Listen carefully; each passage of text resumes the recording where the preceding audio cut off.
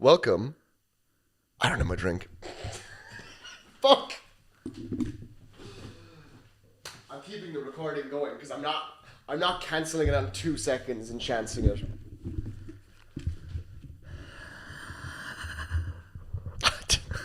We're doing a horror podcast. Okay. Talk. Hello. All right. Let me get a sip of this. I don't remember what I did for the intro last time, but I remember that I liked it, and now I won't be able to replicate it. You forgot my drink. My orange drink. My orange drink. Welcome to Double Exposure. Oh yeah, I came in way too corporate with that. You know, the big old welcome to Double Exposure. This is a podcast. You need a jingle. My name is Sean. I'm Don. And we're doing a podcast. Yeah. We've been thinking about this for 4 or 5 years. When did we buy the microphones? COVID. It's 2026 now. You know, let's stop thinking about that's 6 years. That's not good. What do you talk about? What do I talk about? What's the point of the show? I like to talk about like movies and TV shows, and you're more, what was it, video games? I think games and just like sort of well the way we recorded a pilot, we didn't put it out. Yeah. Right? Someone decided to get bronchitis. So I decided to get bronchitis. It would have thrown the schedule. It would have been real bad. But the good news is, guys, the budget got approved. I got antibiotics. You know? Imagine waking up and going, I think I'll get bronchitis today. I don't know why that came over me. Yeah, I don't know why I had that stupid idea. And now we're out here sitting in the cold recording this. But I'm more focused on like new media houses and you more traditional media houses. Which is ironic because my degree is in film, you know. Yeah. So, but I'm going to be talking a little bit more about gaming and like sort of things that are popping up on the internet, like short films and stuff like that. Is more my scene than theater, which is more you, not as in like stage plays. But we'll get into that this episode because there's stage play news. So this week there's way more news in traditional media houses than there is in new media houses. Yeah. So I want you to. Where do you want to open up? Because this is your part of the show, Don. This is you. Where do you want to start? Because I know a couple of things you're going to talk about. Now. I got thoughts. When we said we were going to record today, I was like, I don't really have much. And then today they just decided to just drop everything. Every trailer everything came out today. All at once. All at once. Today we're recording this on February the 19th, Thursday, February the 19th, 2026. For those keeping track at home. And list everything that came out today. What dropped today the trailer today? Or all my topics in general? Well, go. Let's do a top of the house for everyone. What topics are we going to go through with you? Okay, let's go from the bottom up. So literally, in the last 5 minutes before we started the microphones, they decided to drop the Toy Story 5 trailer, which I haven't seen. You just watched in the car before you came in here. I also seen Wuthering Heights. You have seen Wuthering Heights. So we'll have a little review of that. They decided to drop the Mandalorian and Grogu trailer. Trailer 2, I believe. Was it trailer 2? I think it's trailer 2, yeah. Because I remember no one cared about the first one. Yeah, I clearly didn't. If I don't remember. Yeah. I thought this was the first one. We've got a Mando helmet in the room looking at us right now. And then it's looking at you funny. It's not confirmed, but it's heavily rumored from leakers that they've cast the new James Bond. Yeah, which you told me don't look at your Instagram story. I don't know who that is, that'll be interesting. Do you want to lead with that before we get into? Because the other three then are all Westeros related. So. I want to do those at the end. Okay. Because my first topic in gaming is also fantasy. Ooh. So we'll start with the quick one. Yeah. So they may have cast James Bond in the new James Bond movie directed by Denis Villeneuve. And I like Denis Villeneuve. You do a lot. So who they cast? I'll give you a guess. I'll let you guess. Oscar Isaac. No. He's not Oscar Isaac. Well, they wouldn't do Idris Elba now. No. He's younger. I think he's. I remember Jacob Elordi was being floated around. That's the boy. That's him? Yeah. Oh man, I don't know how I feel about that. I quite like him. I've only seen him in Saltburn. See, yeah. Yeah. See, I wasn't. He was good in that, but I wasn't like gone him, and then I seen him in a few movies, and I was like, he's actually great. Like he's good in that, but he plays like a dorky scene boy, rich kid, you know. And it doesn't take a. I really don't want to open up the show undercutting an actor and say that's an easy role. I could do it. No, I fucking couldn't. But like, it's not the most. If you look at everything he's been in, he mainly plays like. Stop kicking the table. The bad guys or the villainous kind of guys. So I was just gonna play misogynist.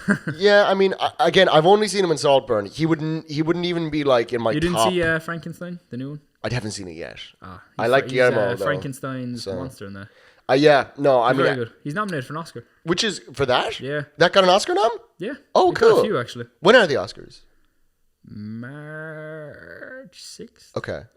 Sometime in March. We'll do a special show for that. We'll do something. I don't think he'll win, but Guillermo getting a win. I don't know. They don't like to give it to him. He was in Wuthering Heights as well. He was. He's actually great in that, to be fair. Do you want to jump into that? Because I don't have a lot to say about it being a Lordy because I haven't seen him in that much. I thought it would be someone that I would know more. See, I quite like him, but like he's a tall boy as well. James Bond ain't gonna be doing no stealth. He looks funny, man. He looks funny. He's a funny looking guy. But he's not English either. He's Australian. Yeah. Okay, but like, all right. So reverse the scenario. Okay, right? Reverse the scenario, right? So you're the gaming guy, and we're sitting down to record the podcast, and I'm like, hey, new James Bond news. They just cast James Bond. Yeah. Yeah. Do you want to know who it is? Yeah, Adam sure. Driver. Yeah, see, it's the same vibe for me. They're both funny looking dudes. That's fair. That girls are like, oh, from certain angles they're really hot, and from other angles they're like I know, weird looking dudes. I can see him being good, but we'll see. I like Villeneuve, but like, yeah. But it's not confirmed either. Watch it just come out tomorrow. No, it's actually like as one of the 3 people on planet Earth that have actually read Dune, you know. Which, because a lot of people are like, oh, I've read Dune. You know, it's like, who's Holtzman? Tell me about that. But I wasn't nervous at all when Chalamet was cast as Paul because I'd seen The King, right? And he's great in that. He's great in that. He's great in everything, to be fair. Chalamet's great, and he just seems like a lovely dude whenever he's being interviewed. He's gotten the most amount of Oscar nominations under for his age. For his age, the only other person to do it was Marlon Brando. Oh wow! Yeah. Don't get a heart attack, and you might beat him. Yeah. I mean, Elordi's more of an unknown to me, but also, excuse me. Also, I'm not as attached to James Bond as I think I ought to be. Yeah, I'm not the biggest James Bond fan, but it's one of those things when they reboot it, everyone talks about it. I don't really like the Craig Bond movies. I'll say that. I like the older ones a lot more. I think there's 2 great ones. There's one alright one, and the other 2 are bad. Of the Craig movies? Yeah. Which ones are the great ones? Skyfall and Casino Royale? Yeah. Casino Royale is like the best one. Yeah. I haven't seen No Time to Die. I heard it was... No Time to Die is alright. I heard it was good. It's alright. I heard it was good. It's good, yeah. You know? Yeah. And then Spectre and Quantum Solace are Didn't like Spectre. No, I didn't love Spectre. Quantum Solace is just a bad movie. We went to see Quantum of Solace together. That was eons ago. Eons ago. My aunt took us. The first ever James Bond movie I've ever seen. And both of us were like, wow. Oh my god, he shoots guns and he's so cool. That girl is hot. Yeah. There's 2 movies I distinctly remember seeing with you when we were kids, right? Like very distinctly. The Other Guys. It's that. I forgot we went to see The Other Guys. Yeah, that's true. And then, did we not rent The Other Guys? Did we not get that from an Extravision? Well, maybe we did actually. I'm pretty sure. Remember Extravision? For all the Irish people out there, shout out to Extravision. Irish people over the age of, what are we, 50? And I also remember Transformers Dark of the Moon. Oh, yeah. For one of our friends' birthdays. Fucking, I don't know, man. As a kid, I thought that was the best thing ever. It's not the worst of those films. It's not the worst. It's actually probably my favorite one. It's probably my favorite of those films. I like the first one's stupid, but I like it. Yeah. Yeah, I don't know about Lordy, man. I guess we'll have to wait and see. Yeah. On the topic of James Bond, the Hitman guys are doing a James Bond game. Oh, I've seen that, yeah. And that looks better. That looks more... There's a John Wick game as well. There's also a John Wick game. That one I'm not as convinced. I'm not so... They haven't shown anything super interesting to me out of that game yet. The James Bond game looks fun. Yeah. It looks more like a Bond story than... See, like, I like the Craig movies, but they don't feel like Bond. They feel like a different espionage film to me. Yeah. If that makes any sense. Because they're going for the sort of like Christopher Nolan-istic sort of... That's why Casino Royale is the best one. Because it actually feels like... It feels like a Bond movie? Yeah. I agree with that, yeah. I got spiked a couple of months ago at a bar, and it felt like the scene in Casino Royale where you get defibrillates him. And I was throwing up in that bathroom toilet. Yeah, no, it felt like that. I thought I was going to die. So what's your next topic? Well, we're on Jacob Elordi. Oh, yeah? Let's talk about Wuthering Heights. Wuthering Heights. Are you familiar with Wuthering Heights? I'm loosely familiar with the works of Emily Bronte. So it's a book, right? Yeah. I knew that much. That's all I knew. You haven't read it? No. Not a big Bronte guy? No, and I went to see it because my girlfriend wanted to see it, and I was like, fine, I'll go see it because I like Margot Robbie, and you know, A lot of men do. I'll watch anything, to be fair. Yeah. And then I started watching. At the start, I was like, it's not bad, to be fair. Like it could be worse. And then the movie ended, and I was like, that was actually just like horrendously bad. And then I was like, you know, maybe it's just not for me. So then I went on TikTok and stuff. I was like looking at people who've read the book and see, oh, maybe they like it. Maybe I just don't like the thing. And apparently it's like the words I seen was offensive to the source material. Yeah, I've heard that. Well, I've heard. I want to lead off first. You have an Instagram page. I do. Don's movie. You say it because apparently I can't. Holy shit! What was that? Dom's, is it movie or film? Dom's movie reviews. Oh, it's Don's movie reviews. Yeah, I was gonna say. Sorry, yeah, Don's. Your opening statement on Wuthering Heights has stuck with me. Of the movies your girlfriend drags you to see, this one was not my favorite by quite a bit. Far from my favorite. Will I give you my positives? Sure, yeah, do it. Margot Robbie and Jacob Elordi had good acting, and the cinematography was great. But did they? I heard they did good acting, but not good chemistry. I thought they were fine. They were fine? Okay. Yeah.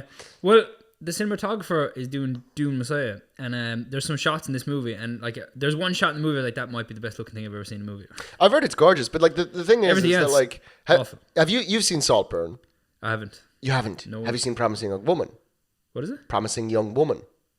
No, I haven't. Those are two Emerald Fennell movies that I think you would really like. Well, Saltburn is a little pretentious. Saltburn is very much I'm trying to get my film into like Cannes Film Festival or like something like that, you know. But I like it. I think it's interesting. I think about that movie from time to time. It asks questions, and I like that in a film. I think you do as well. Promising Young Woman's really good.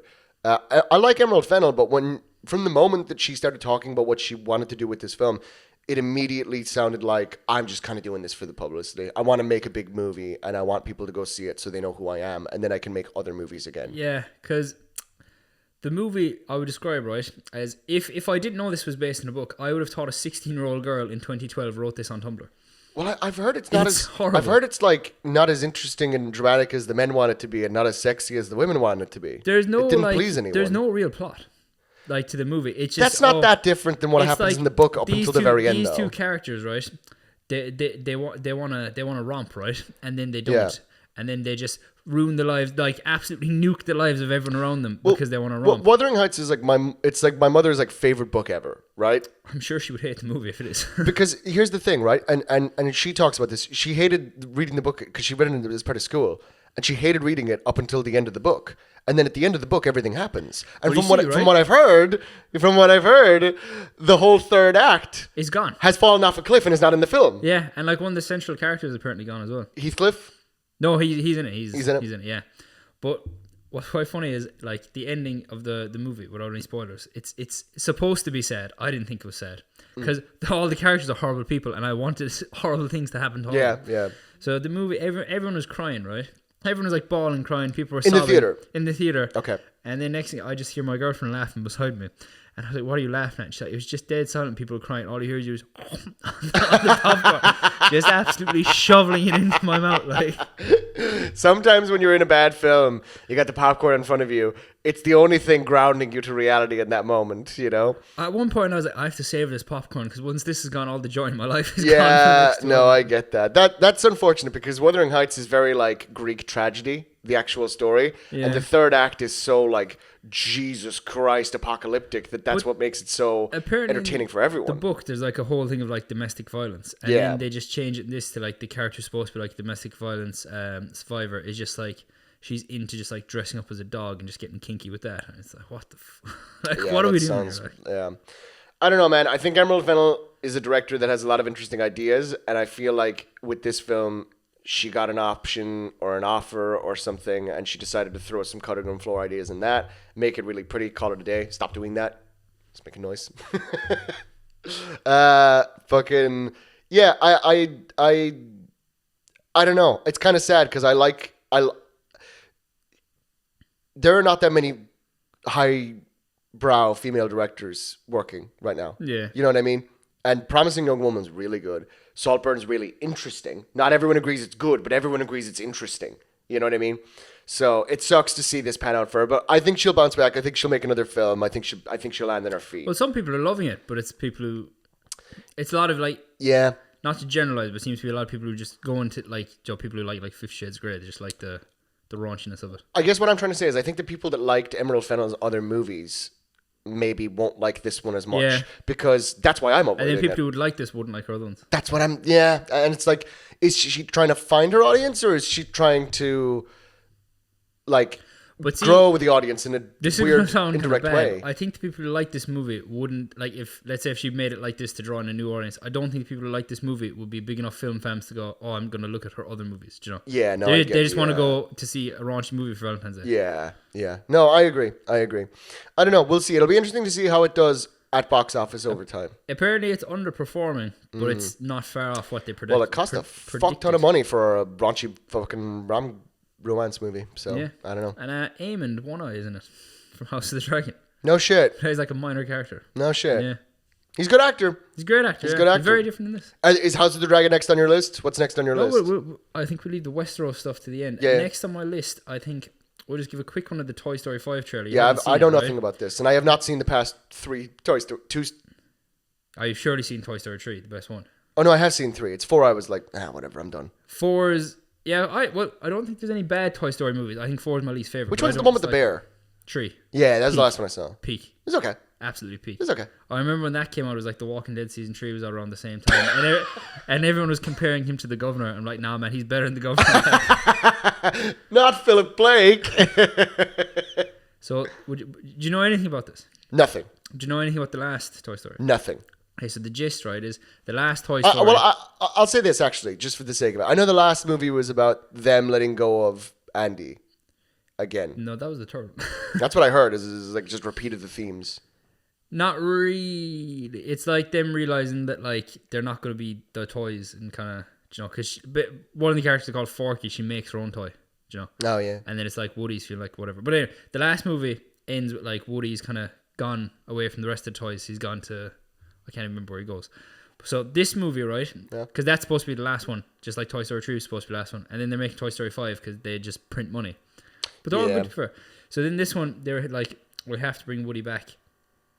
So the gist is, right, there's toys, and then the kid gets a tablet. So it's toys versus technology, which at first I'm like, but then like in the trailer it shows Bonnie, who's the girl with toys, is like struggling to make friends, and like through playing with toys she's making connection, and now she's gotten I think it's called Leapfrog or something. No, buy toys. Yeah. So she gets like an iPad basically, and it's like saying that's cutting off her connection, and then they like ring up Woody and they're like, oh, you gotta come back. But it looks decent. We're giving you 4 lightsabers. Yeah. Your arms split open and we're gonna sell so many toys. Woody has a bald spot now. What? I'm not joking. Fuck's sake. The main joke in the trailer is he takes his little cowboy head off and he's got a bald spot and the light shines in the eyes. Someone who likes these movies, does it look good? Does it look interesting? It looks great. Yeah, it looks great? Yeah. Okay, the animation looks really good as well. It always looks good visually, 100%. But I just think like 3 movies about the toys was like, oh my fucking god. I didn't like the third one that much. I love the third one. I didn't like it that much. Oh man, it's my top 10 movies of all time. I didn't like the second one that much. I'm gonna be honest. I think they're all great. Yeah, I don't think they're bad. It's just like, but see, I think Pixar ruined themselves for me with shit like WALL-E, where it's like that's so transformative that I want that out of. Have you seen Coco? No, I haven't seen Coco. Oh my god. Yeah, amazing. That good? Oh, all right. so I'll watch Coco. Coco. I think Toy Story 3 and Coco are my 2 favorite. My problem with it is that like Pixar have the capability to be so transformative that when they waste their time by not being that transformative, I'm not paying attention to their films. Yeah. Which is very cynical. Don't get me wrong. Well, there's only so many hours. I used to watch all of them, and then I kind of started dropping off. Like I haven't seen Elio, haven't seen Turning Red. There's probably 10, or not probably. There's probably like 5 that I couldn't even name that I don't even know they exist. Like, yeah, Encanto's not Pixar at all. It was Disney Animation, but are they different?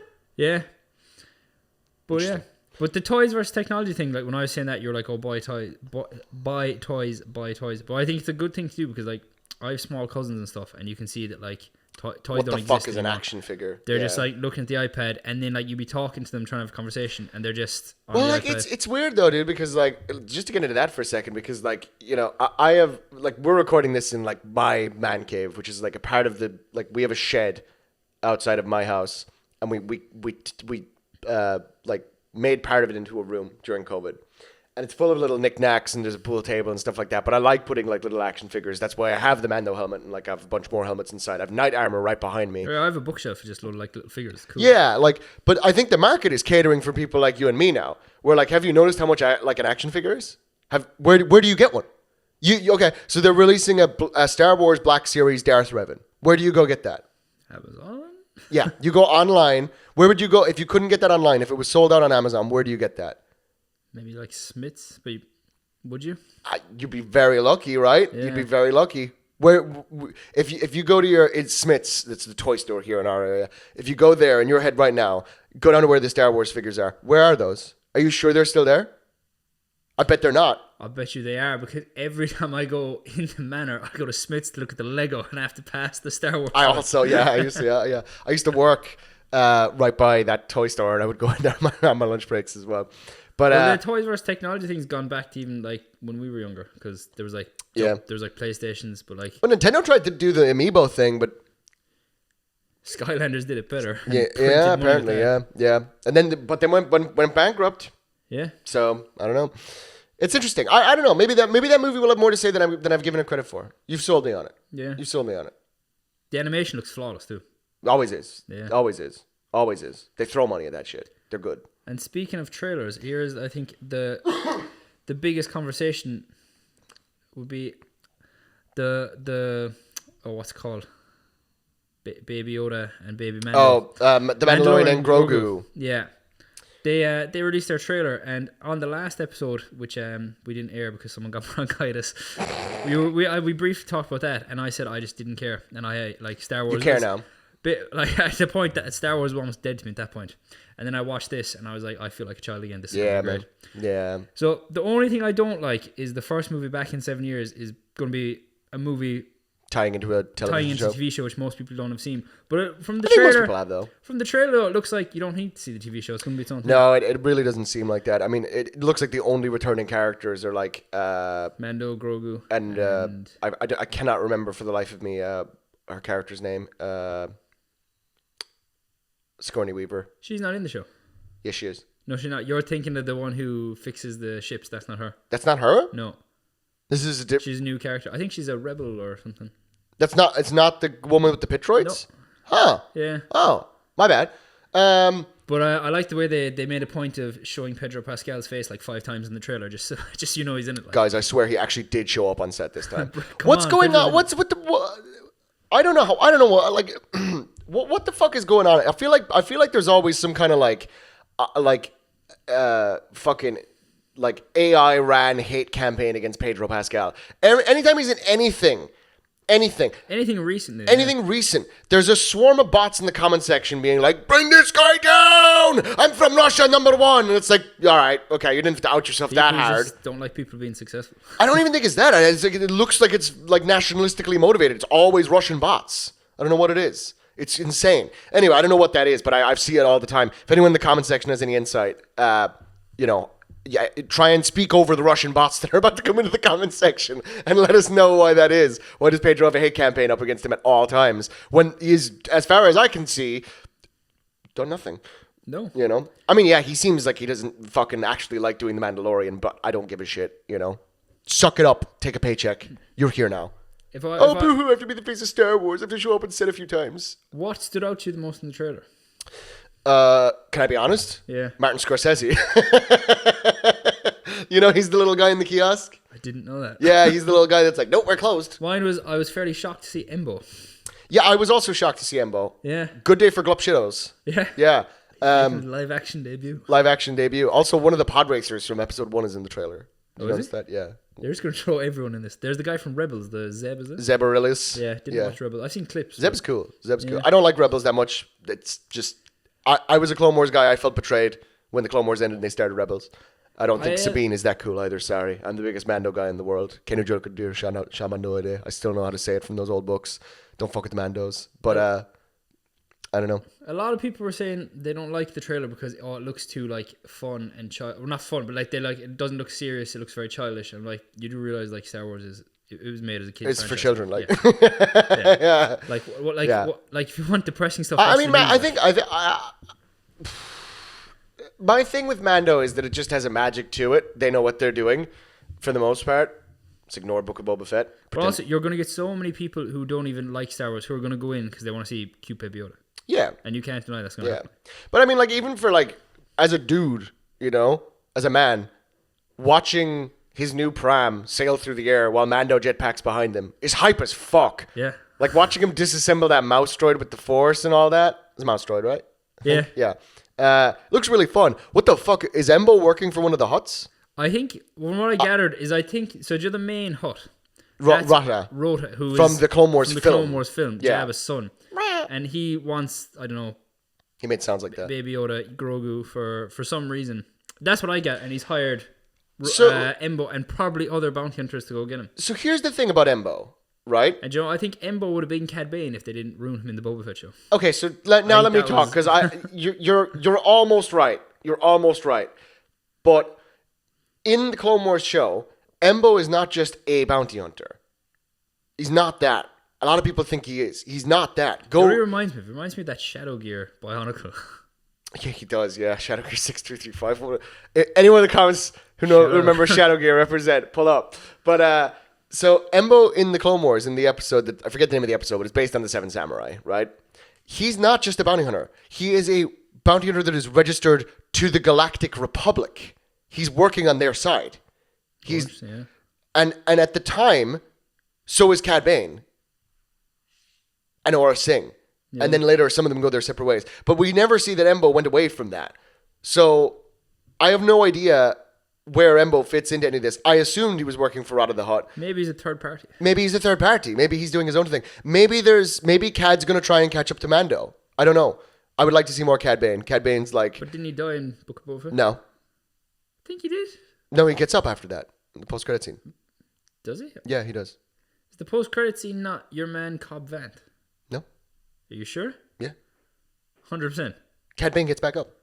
I'll have to look at that. He gets back up. He gets shot in his little pack on his chest. And then afterwards it's still blinking. You hear Cad go and he starts to move and then it cuts. I thought he was dead. No, he's alive. Ah, fair. Yeah, he's alive. It doesn't change the fact that I hate the show. he's Filoni's favorite character. Yeah. So, you know. But the one thing I didn't like in the trailer, and it's only minor because it's not that deep, is why is he so swole and he's fighting a man in full Beskar with 2 axes? What's that about? Pit Fighter the Hutt. What, like just the fact that he's big now? No, not that. It's just I can't imagine any of that species moving anyway fast enough to fight. Especially if someone's in full Beskar, it's not really a fight. The thing about the Hutt species though is that they're like supernaturally strong, and no one understands how, because they've never let anyone analyze their biology. Because there's only like 11 of them. So like we don't know how that species works. We know there have been Force sensitive ones that have been, but all of them have been insanely powerful. Actually, that might be old canon. I'm pulling from right now. But they're weird. So I mean, that pit fight scene might go different than you think it will. I think Mando might get fucking wrecked in that scene. If I'm being honest, I understand what you're saying. It's Beskar, but Beskar is apparently tinfoil ever since Mandalorian season 3. So I haven't watched that. I think. And I was going to be like, I'll have to watch that before the movie comes out. No. I think I'll watch like Spare a recap yourself. on YouTube. Yeah. All you need to know is the Darksaber's gone. Yeah. And well, you had a theory for the last show that we didn't air. After seeing the trailer, I don't think that's. My theory was, and again, I said it earlier, I'm the biggest Mando fan in the world. I live and breathe Mandalorian lore. It's always been my thing, my little corner of fandom, always, that I'm too weird about. The Darksaber arc in season 3 of The Mandalorian is rough because they set it up like King Arthur and then they tear it down as some sort of weird ideological symbol of colonialization or fractured people or something. I still don't know what they were trying to do. It was bad. Whatever they did in season 3. I didn't like it. I don't get it. It wasn't communicated clearly. A lot of people that I was in my circles didn't understand what the show was trying to get at either. It wasn't upsetting, but it was just like, why'd you 2 amazing seasons and then you pull this out? What the hell are you doing? And also tying it into Book of Boba Fett was absolutely insane. Why 2 episodes? Stop trying to make cinematic universes out of TV shows. Movies are already too much of a commitment for people nowadays. Marvel is flopping and floundering. Like, what the hell what the hell were they thinking? It's so dumb. It's so dumb. It's not even that bad to cross them over. I just don't understand why. It is. why 2 episodes of Mandalorian are going to be in this other show that you mightn't even know exists. Yeah, one of those episodes is just Mando doing things. 2. Yeah. 2. Well, no, he's in 2 of them, but one of them is... No, 2. Oh, no, you're right. 2. You're right. And then at the very end, you see Boba Fett with his helmet off and just like gives him the nod. I still can't believe they went to a Halo ring as well. Wild. Why did they go to... Well, whatever. Anyway, don't watch that show. If you haven't seen it, don't watch that show. It sucks. But in the Mandalorian lore, there's another artifact that is an even older thing that would unite the clans, and that's the mask of the Mandalore, which is the original mask that the T-shaped visor kind of comes from. And I thought that the secret was going to be Din Djarin is chasing that. Still fucks me up that his first name is Djarin. He's Clan Din. I still don't like that. Why did they say it? The last day ruined it for me. Not great. But I'm excited. I will be there. The actual secret to the movie is come watch Baby Yoda be cute and this fun action movie. And you know what? I'm going to have a great time. Yeah. And then, Joe, what's going to happen? You're going to come out and you're going to say, that was great. I had great fun. Yeah. That was great fun. And then you're going to go on Twitter or something and there's going to be people going, oh, no, this isn't my Star Wars. No, here's what I'm going to hear. I'm going to hear all the people that said Star Wars belongs in theaters say, I didn't like that movie when I went to see it in the theater. I'm going to hear all those people go, I wish they'd just done that as a TV show and expanded it. It felt very rushed. I agree that Star Wars movies should be in the cinema. I don't agree. I don't think that they should be exclusively in the cinema, but I think... 50% of Star Wars belongs in the cinema and 50% belongs in the small screen. Yeah. Yeah. But I like... The Clone Wars, Mandalorian, Ahsoka was pretty good. A lot of people like to shit on Ahsoka. It was pretty good, I'm sorry. Yeah. You know, a lot of people kind of just want to hate it. I think it's crazy. It's been 7 years since the last Star Wars movie. That's wild. I mean, we went longer in our lifetimes. Yeah, but for the fact that like it was brought back as this big... And like it's the fact that Star Wars has still been going. They just haven't done a movie. Well, I mean, like... But like you could do a movie about anything. It doesn't have to be tied to the main story, which I think that's why Starfighter might be... I'm very excited for Starfighter. And I'm thinking about not watching any trailers and just going in completely blind. Yeah, that's what I do with a lot of stuff these days. Yeah. I'll just be like, oh, I've decided that's a movie I want to go see. I'll just go see it. Yeah. I don't want to get too wrapped up in Star Wars because this is not a Star Wars episode. This is more of a fantasy episode if we're ready to get to that. Before we get into that, do you want to talk about your gaming news?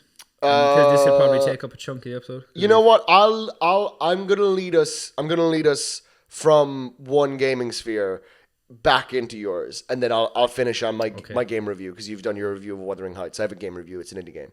If you want the score, I would give Wuthering Heights. Yeah. Will I go out of 5 out of 10? I assumed you had one prepared. We'll go, I was caught off guard by the option. We'll go out of 5. We'll go out of 5. I'll give it 2. Oh, okay, I was going to say, like 4. if you had chosen to go out of 5 and there was a decimal point, I was going to jump across this table and fucking hit you. Sorry, did I say 2? I meant 2.37. I'm ranking it pi, actually. I'm ranking it C out of 10. C out of 10 is good. Yeah, I like that. That's a good rating system. So, fantasy news. In the world of Westeros, we've 3 topics. Would you like to start with... Well, hold on. Are we doing the fantasy news first? Or my thing? And then sorry. I thought we were going to start and then go back. Okay, that's fine, yeah. Let me do this because this is quick. And then we go right back into fantasy with Westeros. I misheard you. Todd Howard went on a podcast this week. Do you know who that is? Yeah. Who is he? Wait, Todd Howard? Yeah. Oh, sorry. I thought you said Rod Howard. No, Todd Howard. The financier? The financier with the island. No, Todd Howard, the head of Bethesda. Oh, yes. And I've heard the name. I don't really know much about him. He talked about some interesting stuff. So you're not big into this sphere as much anymore. You did not play Starfield. No, I didn't. No. Starfield is okay. I heard bad things about it. It's okay. It's not what it's not what that company needed it to be. It's not what Xbox needed it to be. It's not what Microsoft needed. See, someone described it to me as, it's Skyrim in space, and I was like, that sounds cool. And then someone else described like more detail, and they're like, it's actually just awful. And I was like, oh, okay. I don't think it's awful, but actually, who described it to me as one of my clients? I was like, because he's big into games and stuff, and I was like, you playing? He was like, oh, I'm playing Starfield, and like usually every week he's like, oh, this game's great. And I was like, oh, is it any good? He's like, man, I get angry if I speak about it. I was like, all right, fair. Well, a lot of people built it up for like 10 years in their head. Yeah. I didn't watch any trailers of Starfield, and I just went and I played it. And I had a good time, but it is a good game. It's just not a great game, is what I'll say. And they overpromised and underdelivered a little bit, which is always dangerous. Looking at you, Bungie. We'll be talking about you next week. But the Starfield, it didn't do as well as they wanted it to do, clearly. But they're gearing up production for a little game. What do you think is the most anticipated game in the world right now, this minute? Out of everything? Out of everything. Tetris 2. Other than that? Tetris 3. I don't know. Because I think there's two answers. Well, just when you're on the topic of that, like the first thing I was going to say was the new Elder Scrolls, but I don't know. Also GTA. Oh yeah, Yeah. I forgot that's a thing. There you go. I would say those are the two. I was playing GTA on Snapchat the last day, and that's on wild. Snapchat. Yeah, What the hell do you mean? It's like a filter, and you just control Franklin. I was like, you got the GTA on Snapchat before GTA 6. Before Winds of Winter. That'll come before GTA 6. Yeah, at this rate, honestly. Yeah. So he basically went on and he said that the Elder Scrolls 6 is in production. They're in early development. Yeah, they're working on it. It's going to be a couple of years. I don't think it's going to be as long as people think it's going to be, though. Well, Skyrim came out when we were in, was it first 2011. secondary school? 2011. Yeah. But some people are thinking it's going to be like, this is a 2030 game. I don't think it's a 2030 game. I do think it's 2028, you know. I think it's not that far away. I don't think it's that far away. I think that they're keeping their cards close to their chest, but they have a decent amount of progress done. But they have said that they are upgrading the whole engine. One of the big complaints about Starfield was you could, like, when you got into your ship, they promised that you would just be able to get up and fly away and go into space, and then you'd actually go through three loading screens for that. It's not seamless at all, right? No. So they've said that they're working on loading and stuff like that for the Elder Scrolls 6. My question is, when you're talking about that in Starfield, right? You're going from the world space to your ship, and you can walk around inside of your ship. Then you have to sit down, right? So you're loading the world space originally of the planet you're on, then the ship. Then you load the world space of space when you're controlling the ship and flying it. Yeah. 3 separate world spaces. What the fuck are they cooking in Elder Scrolls 6 that they need that many segments that seamlessly? Yeah. Like, what are they doing? And I just thought that was interesting to think about in the context of a fantasy game. Because in sci-fi, it's like, oh yeah, that makes total sense. What are they cooking over there? I'm very curious. What could you be doing? Yeah. I don't know. I'm not saying they're. I'm not saying he meant it that literally either. Well, I don't mind a load screen because, like in Skyrim, even when I replay it, you only get your 2 little phase. Yeah. I like looking at the cool orc who's got the 2 exits. Yeah, I and like he's spinning around. But what I he's didn't getting like was closer and further when away. I was playing it on PS3 and I was like, getting so many hours in it that there's just they were so long. They're long. But like they pop up now on like PS5 or PC and they're like 2 seconds they're gone. Yeah, exactly. So I don't know. I just thought that was interesting. Elder Scrolls 6 is on the way. I thought TS offered a little bit of fantasy news in that regard. So let's talk about Westeros. We've 3. Where do you want to start? We'll start with the House of the Dragon trailer, maybe. How are you feeling about that? Did you watch it? Yes.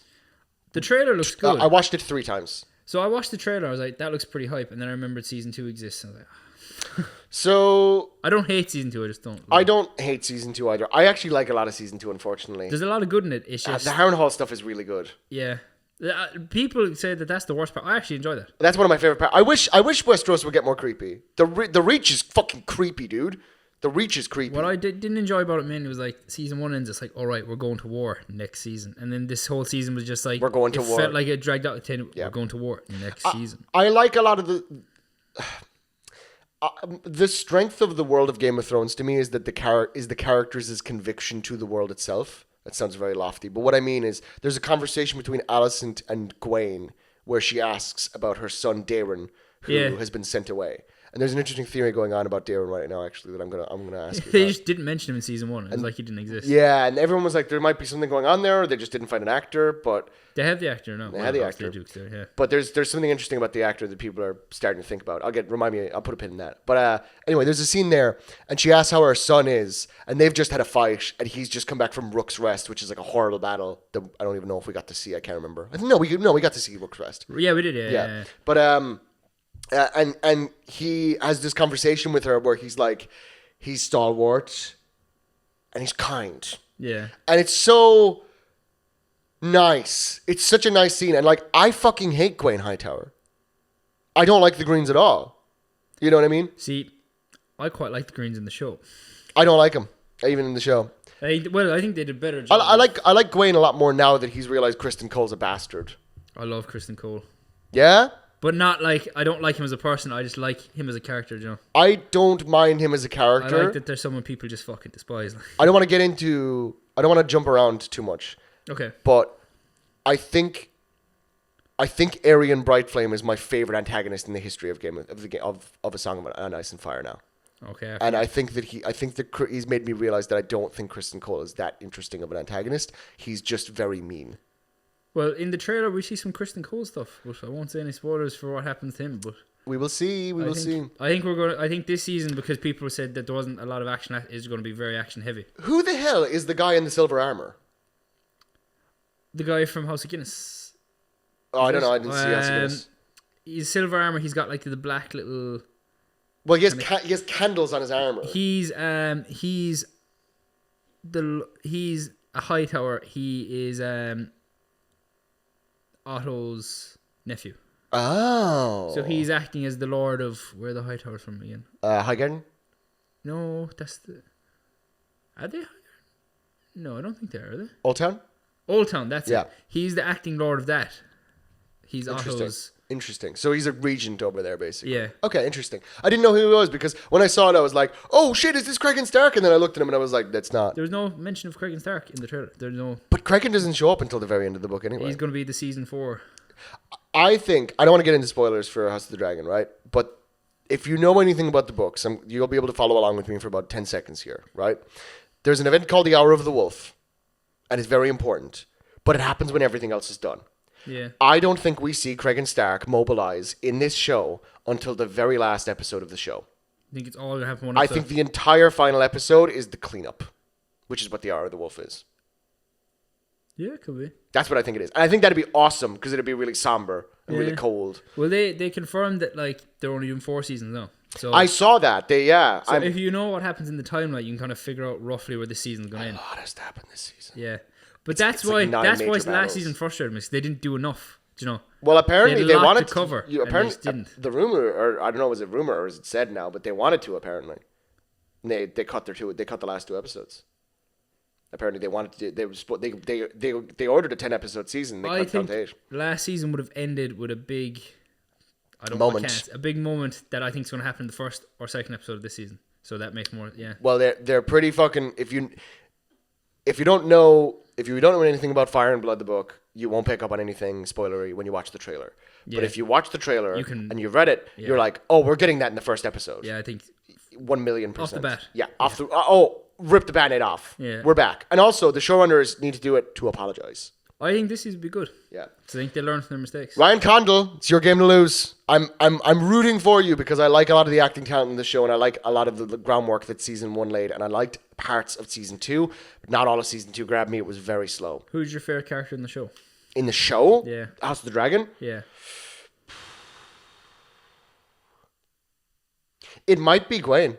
I'm liking where Gwen's arc is going and I know where Gwen's arc will end and I think it's very befitting of the story that's being told. Yeah. You know what I mean? I like Gwen a lot. And the actor's name is escaping me. Fox. Freddie Fox. Yeah. Freddie Fox. Freddie Fox, what a cast. Yeah. I mean, all the casting has been really good. Well, no, I'm going to take that back immediately. I'm not going to say who. Some of these people are fucking miscast in this show, I think. You don't like New Rhaenyra, is it? No, I love her. Okay. It's some of the minor characters that I just am like, that's bad. Have you seen Sons of Anarchy? Yeah. You know Tommy Flanagan's showing up this season? Is he? Yeah, he's what's his name? Roderick? Ruddy? Yeah, he's Ruddy. Oh. Yeah, it's cool, right? That's cool. It's a great cast. It's a good cast. Yeah. But Freddie Fox is a good cast. And I like Gwen. I like the way he's portrayed Gwen. And I like the way Gwen has changed over time.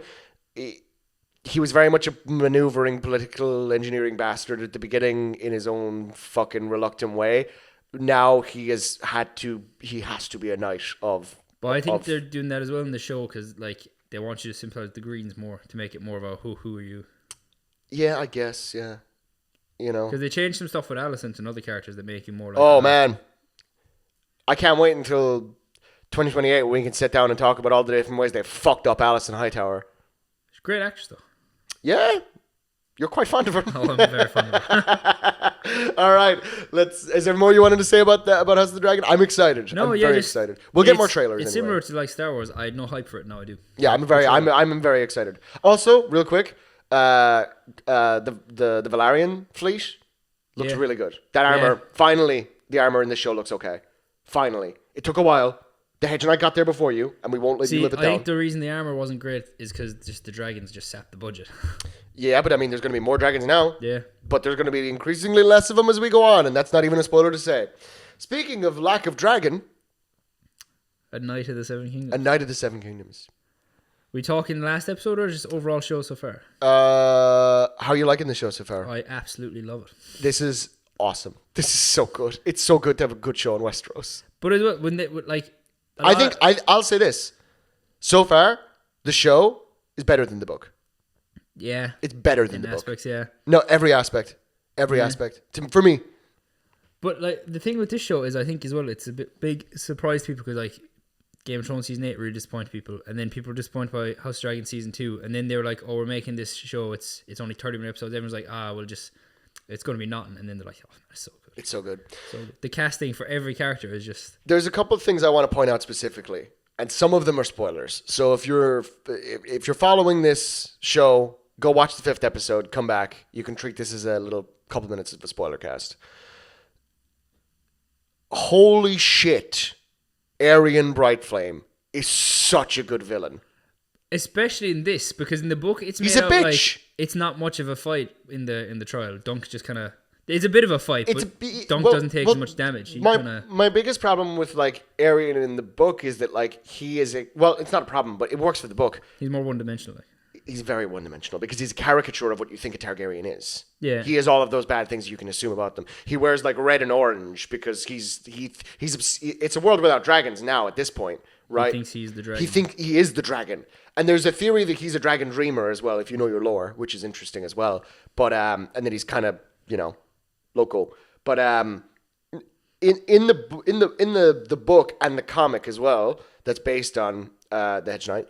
I forgot there was a comic actually. When he yields, he reaches around and picks up his mace and tries to sucker punch Dunk, and it doesn't work. And it's just he's just a coward and going after what's her name, Tanis the Tall. Yeah. Going the way he goes after her is very different. He's like grinning the whole time. Whatever. This version of Aerion is a guy who is insecure. Really insecure. But what I like about Aerion in this is that like by the end of the fight in the 5th episode, you have just like the smallest shred of sympathy for this villain. But they do a lot of it in the fight. So when Maker's like, "Oh, my boy," or whatever, you're like, "Ah." Oh. Yeah, and then there's one moment as well where like that made me like Maker, but it didn't make me like Aerion. Yeah, but when he thinks Dunk is dead, it's like he looks around first and he sees everyone still fighting, and then he starts shouting like, "Oh, he's dead, he's dead." It's like to try and stop the fighting, like. Yeah.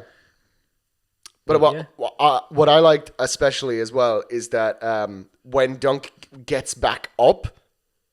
Oh, he salutes him. Before that, when he's about to pull down his visor, he rolls his eyes, which is, by the way, the actor that's playing him, I fucking forget his name. He's great. Yeah. He killed this role. All the actors are great. But this guy added so much dimension to a character that's not really dimensional at all. If you look at him for the whole show so far, he's barely any lines. Barely any. Barely any body language with his acting. But he says a prayer. Yeah. Before he puts you can't hear what he says. You can see him do it though. And before they go back to fighting, he like bangs his chest. He like does. A salute, like. Which is, "Have at thee. Yeah. I respect you. Combatant. Approach." It's so good, and it's interesting because the longer that Aerion stays in the fight, the less he resembles Maekar the Anvil, and the more he resembles Baelor Breakspear. Yeah. You know what I mean? Because when Baelor first shows up in the 2nd episode, right? When start of second. Yeah, when he does that, and Dunk comes in, then he commands the room, and he asks him like, what was the Grey Lion's name and all that. He gives Dunk the chance, and the longer that the fight goes on, the more Aerion realizes he must give him the chance. Yeah. I know that in this show, this is weird because... Oh, there's a little... we'll get to it in a minute. No. A little thing we'll pick up on. Oh, yeah, go ahead. Oh. It was just, before I forget, like... So in the book, it's like, Dunk has been knighted by Sir Arlen. And it's kind of established, like, there's no real question about it. He is knighted. Yeah. Because you see it from his perspective. But there's a little hint in the last episode that he mightn't have been knighted. He might be lying. Yeah. Because he won't knight... he hesitates. Yeah. I just thought it was cool. It's really cool. Yeah, it's really cool. But I know that in the books, there's only 3 books, right? True, yeah. We never see Raymond Fossaway again, for example. Yeah. I don't think we ever see or hear about Aerion again either. In the book, spoiler for the book, I think he died. No. I think both Fossaways died in the book. No. I only read it in general. I can't remember. I remember when you see him after the battle in the show, I was like... No, because he starts the Green Apple House. And then they get the houses by the time of Game of Thrones are back together again. They're all one of Fossaways. Oh. So I'm pretty sure he Maybe it's his cousin dies, though. No, I think they both live. Or maybe he was very, very badly wounded or something. I think Riesling might die in the book. Maybe, yeah. I don't know. I only just read it as well. Like, yeah, no. I mean, maybe. I can't remember, but I think Raymond, I'm pretty sure Raymond lives. But what I was going to say is we don't see those characters again. Episode. We don't see those characters again. No, you literally see Dunk and Egg, and that's it. The other one too. Minor spoilers for season 2, assuming it goes ahead. I think it's been greenlit. Well, I think all 3 have been greenlit, and we'll see after that. That's awesome. It's mostly in Dorne. It's not. Oh no, they've been in Dorne. They're coming back from Dorne. So I don't know. Will they make season 3 the second story and do season 2 in Dorne and just make up their own little story? They're in Highgarden, I think it is.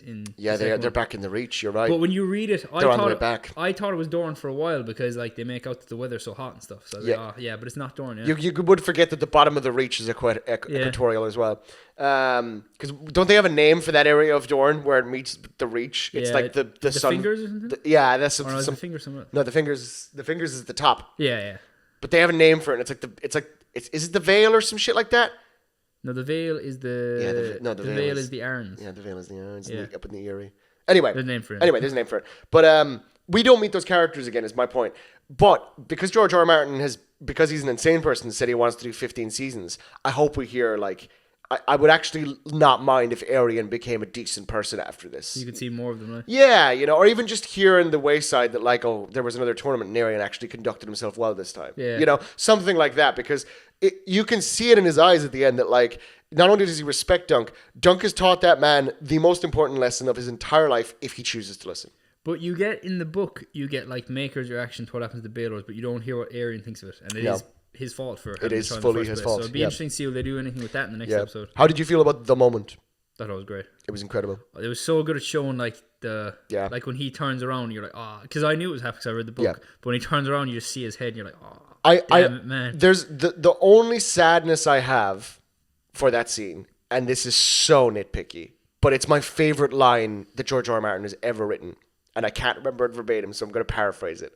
But it says there was a tall prince in black armor with half a skull against the bleak grey sky, and it's inside, and it would have been such a cool like the blue sky above him with like and they didn't do the like half a skull thing either, because in the book it sounds more like from his temple.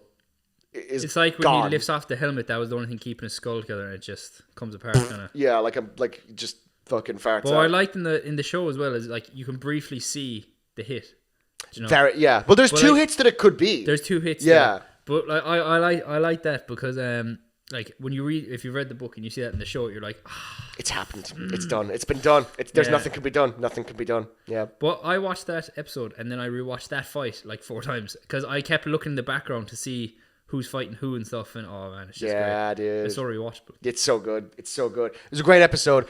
I'm really interested to see what they do with the last episode because like this is pretty much where the book hard stops.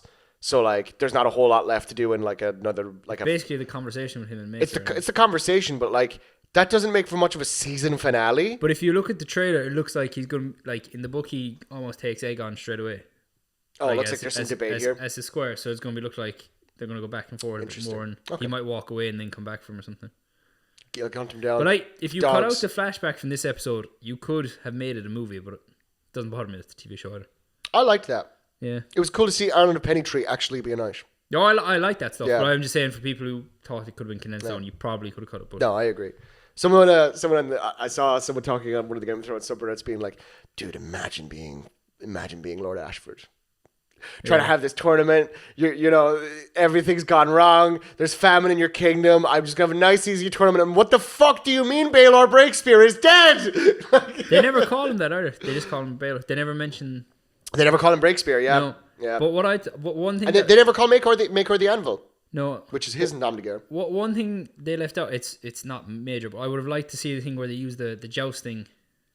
They cycle the lances. They change the lances from. Back to Tony Lance because they're longer to try and keep distance. I would have liked that, but it's not deep like. Well, it's Baelor's idea, right? He's the one who says because he's the strategist. Yeah, and Maekar is the warrior. It's why they call him the Anvil. It's because he strikes. But that's just to show you then like this.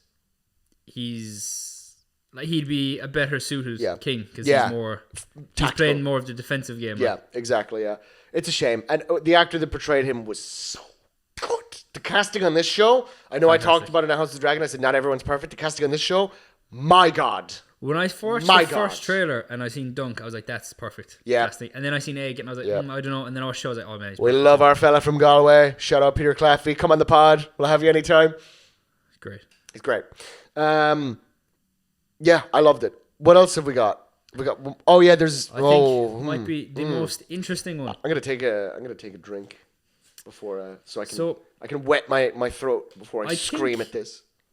Is it's soon? I don't know if it's next week or the week after, but it's very soon. Sorry for the basically noises. George R. R. Martin, who's like, oh yeah, so is it in London? I don't want to say where. I think it's probably it could be in London. He was like, oh yeah, so we're dropping this play that I wrote, and it's set 18 years before Game of Thrones. So before Robert, I thought the thing was after corrupting there. No, I have some thoughts. So it's set before Robert's Rebellion, and then I seen another video saying the majority of it's going to take place is the tourney of Harrenhal. Yeah, it's the tourney anyway. The Night of the Laughing Tree. Yeah, the tourney where Rhaegar crowns Lyanna the princess of Love and Beauty or whatever, and then everything spirals from there. Before I say anything, I think you're quite excited for this. I was, and then I started to think more, and it's like I think there's some stuff should just be left unsaid. Why the fuck aren't you writing Winds of Winter? Well, that too, yeah. No, I'm sick of it. I'm so sick of it. His deadline was 2016. It's 2026. That was his personal. People can arrest me in New Zealand if I show up and I haven't written Winds of Winter yet. Where is it? And also, why are we explaining this? Why are we eliminating all of the mysteries that are so cool and the best part of your world in this? Like, what the fuck are we doing here? And also, people have. How long have people been waiting for Winds of Winter? 25 years. 1996 was the first book, right? 96 was Game of Thrones. Yeah. 27 years. 27 years. How many of the people that have supported this man his entire fucking life are going to be able to watch this? The first book came out before we were born. Yeah. How many people that supported him are going to be able to watch this? Yeah. How vain do you have to be? He doesn't think. He's not a conscious writer. And it infuriates me because he has everything that every other writer in the world would be so envious of, and it makes me so mad. And when he does shit like this, it makes me mad. And I'm so torn because I'm delighted that he's getting the opportunity to tell his stories because every writer should be so lucky. See, I think, but also you cannot dishonor the people that have put you on this pedestal. You must honor them. I think there's two things going on.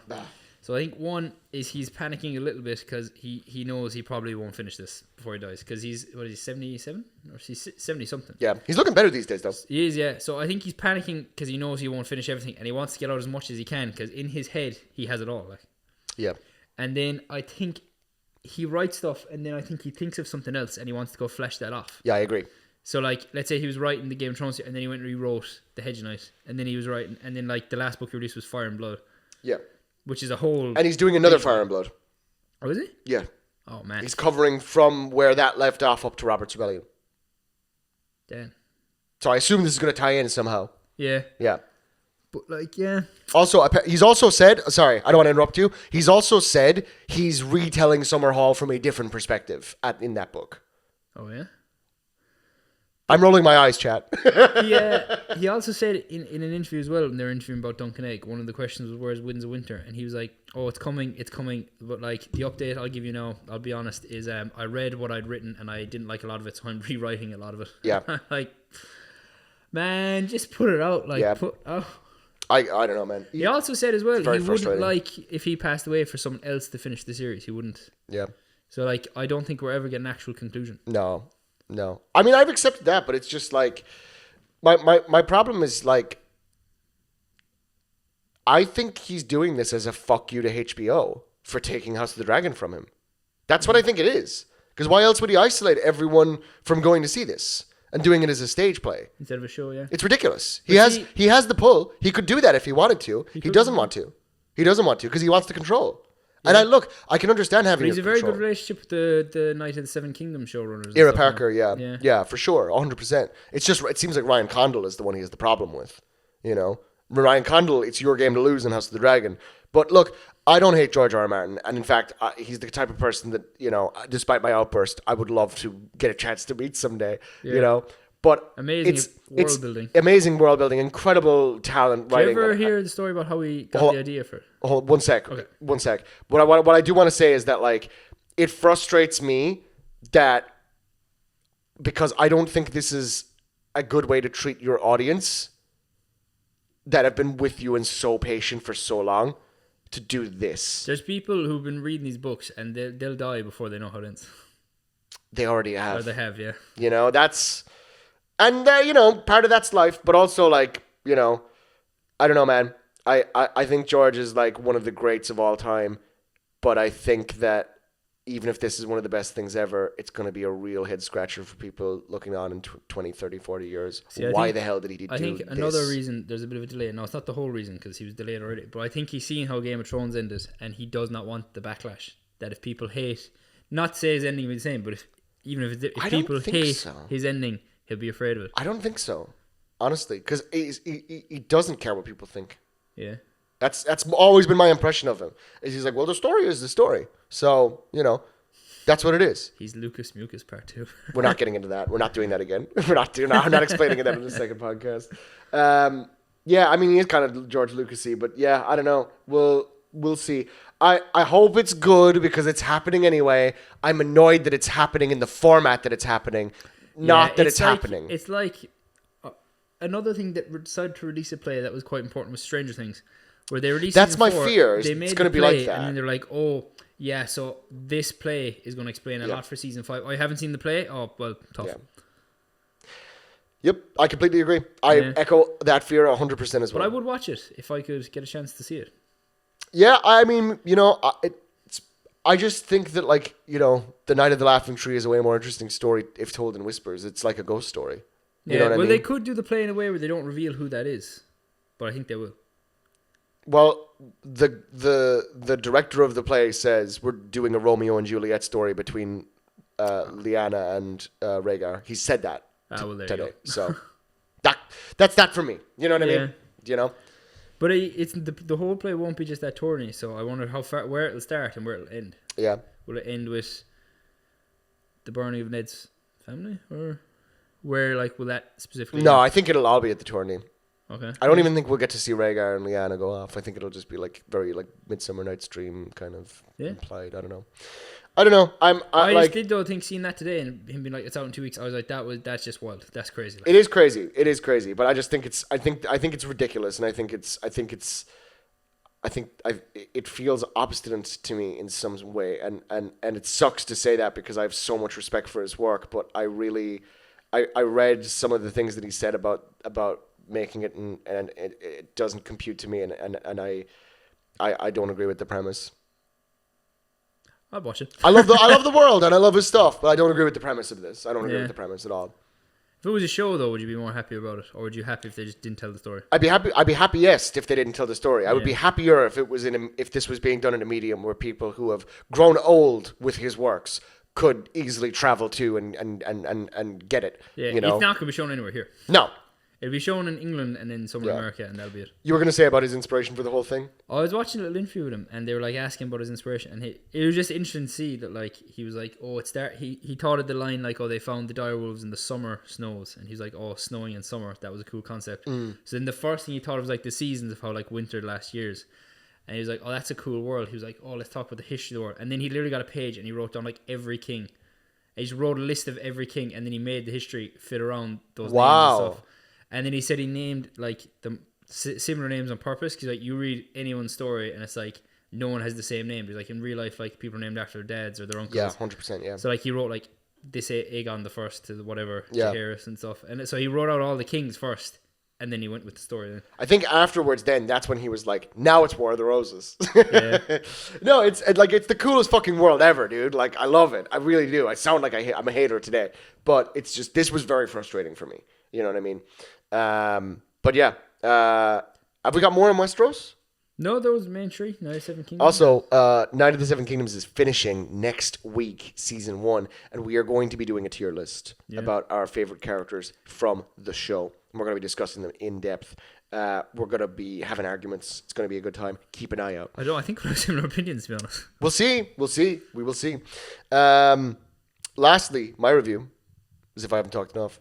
I'm playing a little indie game called Gone Fishing. I assume you've not heard of Gone Fishing. No. Because I hadn't heard about it until last night. And one of my friends was like, get on, let's play it. So it's at the moment, I think it's only on PC.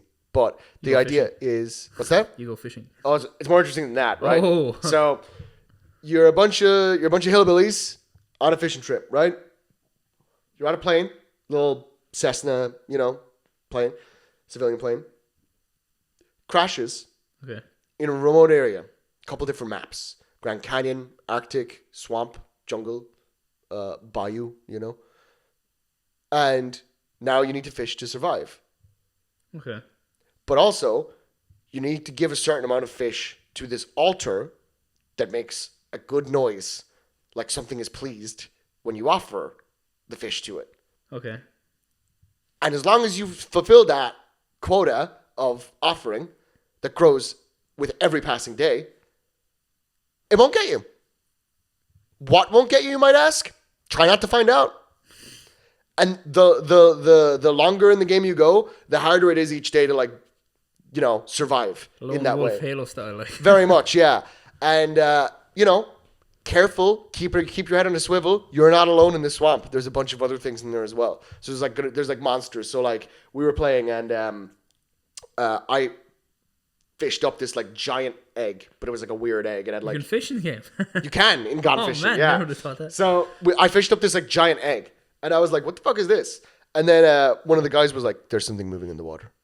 Oh. So this lobster comes out of the water, and I looked at it and I was like, "Oh yeah, that is a lobster egg that's on my fishing line right now." And I was like, "What do I do?" So the lobster just came up, picked up the egg, picked up me, dragged me into the water. That was the end of my session. Everyone else was just like, damn, all right, continue to fish. We got to make quota. And so it's co-op. And then if you die, a monster gets you or whatever, as long as the team survives, you respawn the next day. And a day takes about 20 minutes. Oh, okay. And you can spectate during that like you would in a Halo game or whatever. But it's cool. There's one enemy who's like a weeping angel. So when someone has to look at him at all times as soon as he appears. Oh, the second that you lose track of him, he could vanish for 5 minutes, and then you're like, guys, where are you? And then just silence, and it's like, oh no, it's happening. We've lost. It's too late. It's done. Sounds interesting. Yeah. It's cool. It's very cool. And let's say you don't meet the quota and something gets you. Do you actually get to see what that is? You do. Okay. You do. I won't spoil it for the audience. Gone Fishing is €10 on Steam. It's a great time. If you have a couple of friends, pull them together, play some Gone Fishing. Is it on any consoles or is it just on? I don't think so because it's in early access, so it hasn't hit full release. Just drop on the Switch. Yeah, I hope it drops on the Switch eventually because it is very, very fun. It's a cute little game, and for €10 for a couple of nights with your friends having fun, can't go wrong. I will play some more if I find out more. If I get some lore, I'll come back in the next episode and I'll re-review. But right now, Gone Fishing. I give it a L out of 10. L, yeah. Interesting. Yeah. Right now it's a 5 because it's an early access. I can't put it above that. So I go about halfway through the alphabet. Oh, see, I messed up. I said C out of 10. That makes no sense. That's quite high, Oh, man. No. You fix my rating scale. X out of 10. No, X is too cool of a letter. Why? Why is it whatever letter? Why the fuck did I watch it? That's good. All right. This has been the first episode. Yeah. Fishing for dragons. You've been exposed to something. You've been exposed. That sucks. We're running with that. All right. Thanks for listening. We will be back. When are we releasing this? I don't want to say a day in case it doesn't. No, it's working. Let's do Monday. Monday? Stop adjusting the microphone. You're killing me. Killing me. It's so much editing work. We'll be back Monday. We will also, this weekend, I assume for Friday or something like that, we'll put out the tier list. I'm not sure what day that's coming out. So subscribe to the YouTube channel. Go fishing. Save the podcast or whatever it is you do on Spotify. And we're not on any other platforms, so. Yeah. One of those two. You've been exposed. Jingle.